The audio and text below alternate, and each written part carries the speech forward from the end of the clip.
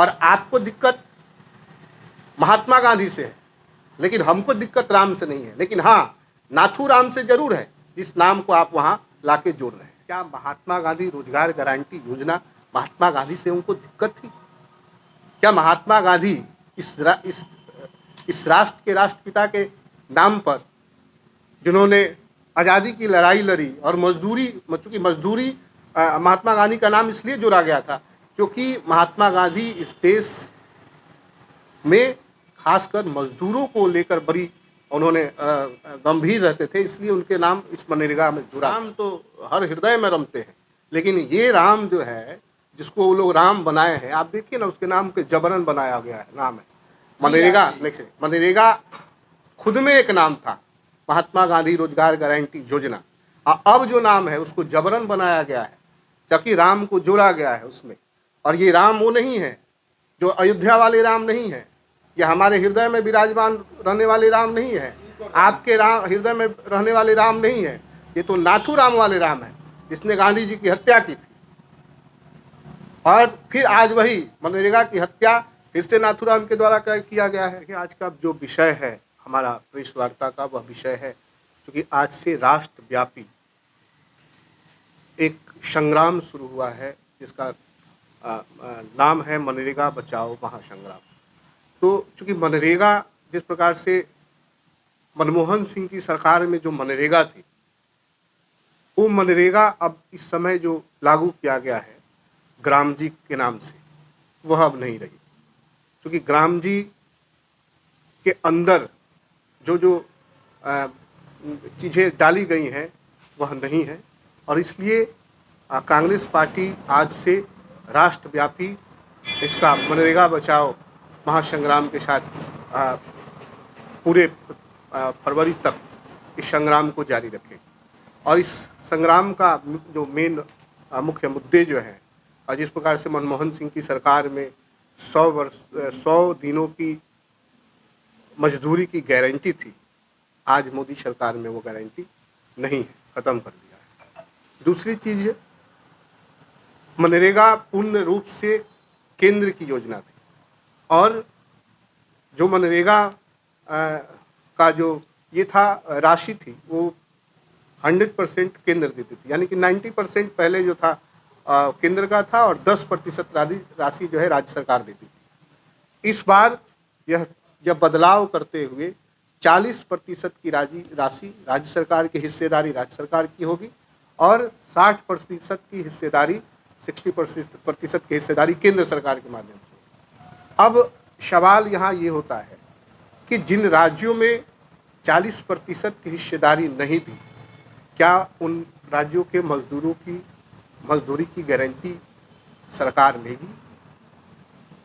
और दूसरा चीज़ जो उसमें बदलाव किया गया है, ये 2 चीज़ों के बाद 4 जो चीज़ें बदलाव किए गए हैं, उसमें एक और चीज़ को जोड़ा गया है कि अब सरकार जो है फसल कटाई के समय मजदूर जो मनरेगा के मजदूर हैं, उनको उस फसल कटाई के समय मजदूरी का हक नहीं होगा। जबकि मनमोहन सिंह की सरकार में जो मनरेगा थी, उस मनरेगा को 100 दिनों की गारंटी होती थी, और स्थानीय यानी कि जिस गांव के विकास कार्य होते थे उसमें यह अनिवार्य होता था कि उस गांव के उस ग्राम के पंचायत और मजदूर ही उस मनरेगा के तहत उस विकास कार्यों में काम करें। अब यह ख़त्म करते हुए देश की भाजपा की सरकार, मोदी जी की सरकार ने इसको सीधे अपने मतलब केंद्र के अधीन किया है, और उसमें जो है पहले सहायक मनरेगा के सहायक मजदूरी और काम तय करते थे, अब जो है वो ख़त्म कर दिया गया है।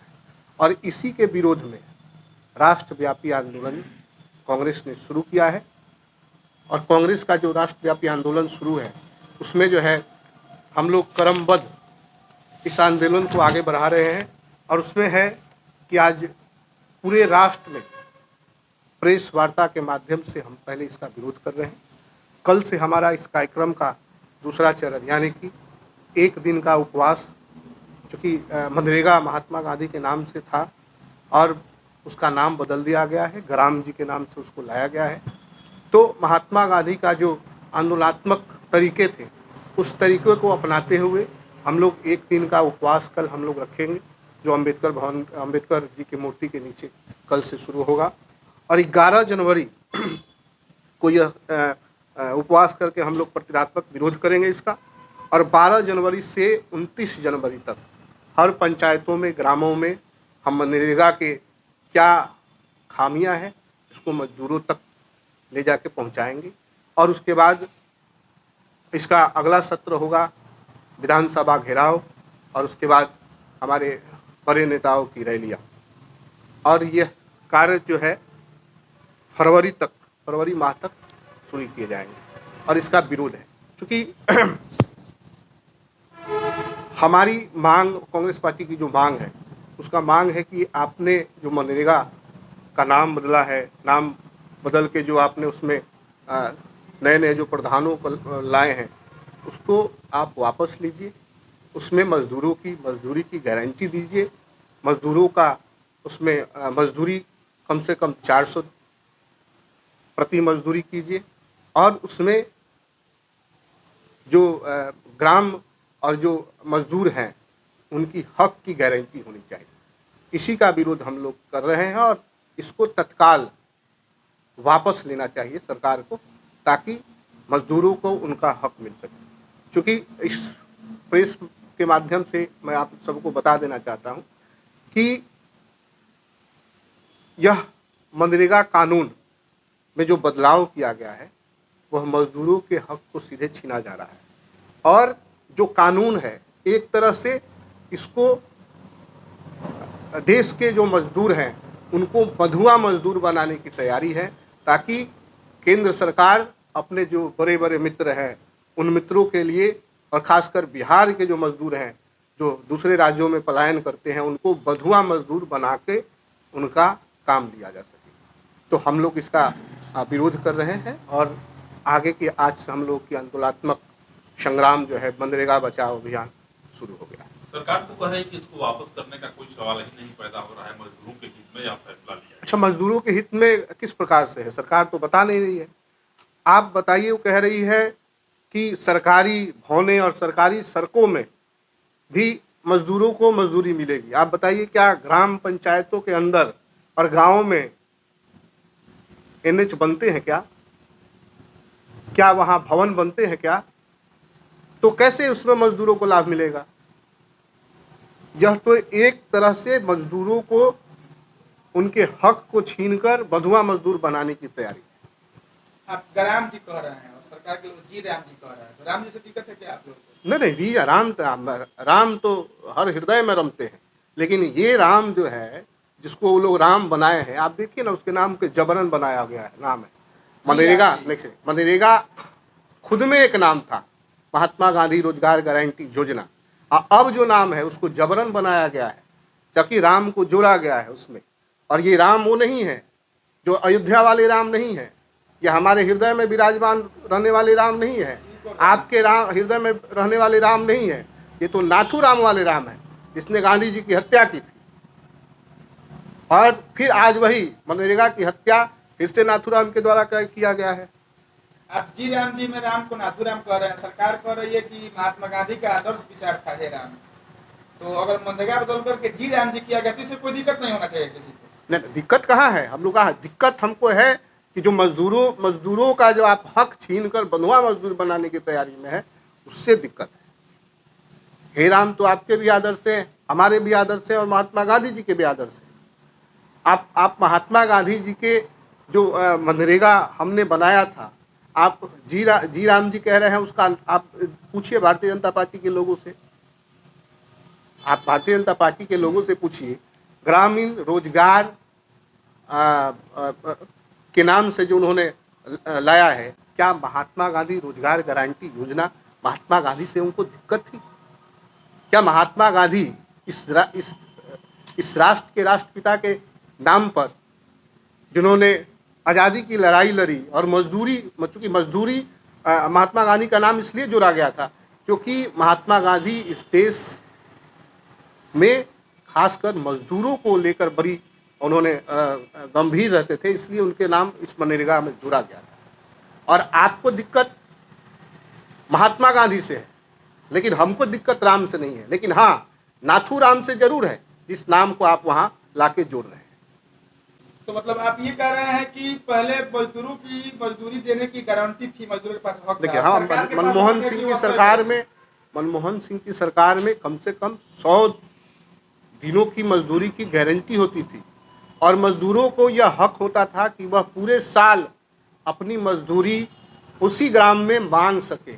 अब यह हक हटा दिया गया है। अब सरकार तय करेगी कि आपको काम कहाँ करना है। अब सरकार मजदूरी तय करेगी कि आपको मजदूरी कहाँ करना है। जिन पंचायतों में, क्योंकि मनरेगा तो ग्रामीण इलाकों के मजदूरों के लिए लाया गया था, अब उसमें आप जोड़ रहे हैं कि ठेकेदारों के द्वारा जो कार्य कराए जाएंगे उसमें मजदूरी होंगी। तो ठेकेदारों के द्वारा जो काम होता है वह भली भांति सभी लोग जानते हैं। सड़कें और एनएच गाँव में नहीं बनाई जाती हैं, बड़ी बड़ी भवनें गाँव में नहीं बनती हैं, वह शहर में बनती हैं। इसलिए ग्रामीण इलाके के जो मजदूर हैं उनकी सीधे सीधे एक तरह से हत्या की जा रही है इस मनरेगा कानून के तहत। आपको लगता है कि राज्य सरकार और केंद्र सरकार मिलकर इसका सिर्फ मार्केटिंग कर रही है? इसका देखिए, अब तो पहले पूरा आपको पता है कि पहले पूरा जो है 90% खर्च जो था मनरेगा स्कीम का केंद्र सरकार लेती थी। अब इससे हिस्सेदारी हो गई, 40% की हिस्सेदारी राज्य सरकार की है और 60% की हिस्सेदारी केंद्र की रहेगी। जो राज्य चाहेगा कि हम मनरेगा कानून को आगे बढ़ाएं या मजदूरों को मजदूरी के लिए उनको आगे ले आएं, तो उसको 40% की अपनी राशि देनी होगी।